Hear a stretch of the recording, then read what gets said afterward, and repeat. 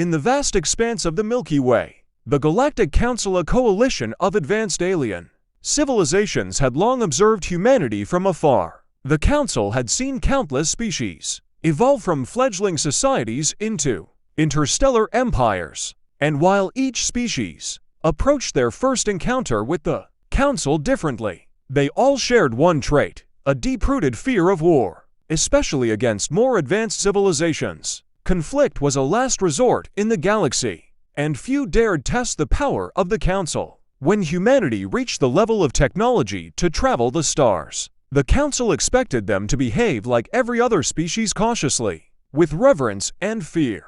They'd been watching humans for centuries, noting their penchant for violence, yet they dismissed it as a primitive urge that advanced civilizations would shed. But as time went on, humanity continued to fight among themselves, honing their combat tactics, weapons, and resilience in brutal conflicts. Then, the day came when humanity sent its first ship to join the Council meeting, a lone vessel to act as a diplomatic envoy. The Council expected a delegation full of eager diplomats and peacekeepers. Instead, they saw something that sent a ripple of discomfort through the assembly. Humanity's diplomatic vessel was more like a fortress, a heavily armored, intimidating warship bristling with weaponry. The hull bore the scars of past battles, a patchwork of armor and dents that looked like trophies rather than flaws. The other Council members, most of whom sent sleek, graceful ships designed to show unity and peace, couldn't understand why humans would arrive like this. Once humanity's delegates entered the Council chambers,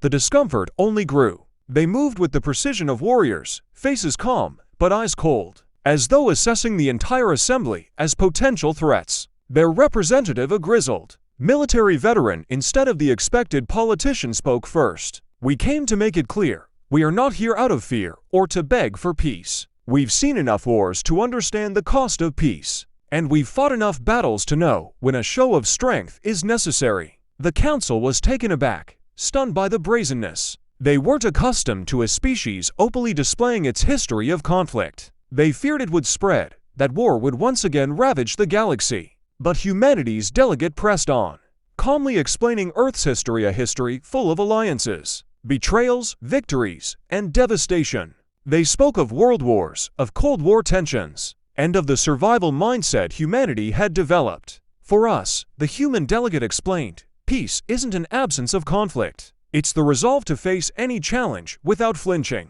And if war comes, it's our will to protect what matters. We don't fear war. We know it." As they spoke, the other Council members began to understand humanity didn't crave war. They had simply accepted it as a reality of existence. Their resilience wasn't built on avoiding conflict but surviving it. They feared no species, no empire, no alliance. They had developed the mindset that the best way to keep peace was to be ready to protect it by any means necessary. In that moment, the Council realized they were not dealing with another timid species seeking approval. Humanity was willing to fight, not for conquest or pride, but for the simple right to exist and live freely. They were not aggressors, but survivors. From that day on, the Council's approach to humanity shifted. They didn't fear humans for their penchant for conflict, but respected them for their strength in the face of it. And quietly, the Council made a note: if the day came that the galaxy needed defenders, humanity would be first to call.